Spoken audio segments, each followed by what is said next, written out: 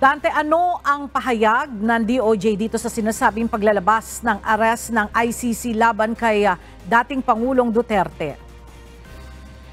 Magandang tanghali, Ella. Sa panayam kay Department of Justice o DOJ spokesperson Assistant Secretary Mico Clavano, sinabi ng opisyal na wala nga silang impormasyon, Ella, sa sinabi ni dating Senador Antonio Trillanes IV na inaasahan niyang sa susunod na buwan o sa Hunyo ay may arrest warrant ng ilalabas ang International Criminal Court o ICC laban kay dating Pangulong Rodrigo Duterte at iba pang personalidad.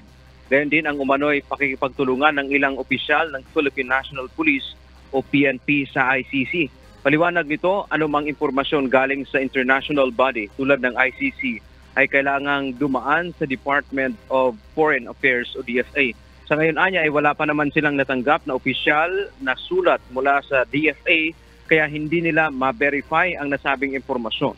Sa ngayon, may inihahandang briefer ang DOJ para sa mga aksyong legal na maaaring pagpipilian ni Pangulong Ferdinand Marcos Jr. kung sakaling mayroon na ngang arrest warrant ang ICC.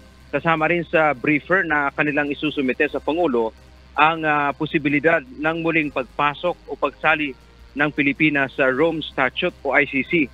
Ang briefer ay isang objective analysis na magiging bentahe o yung disadvantage at advantage ng bawat legal option na posibleng tatahakin ng pamahalaan ng Pilipinas.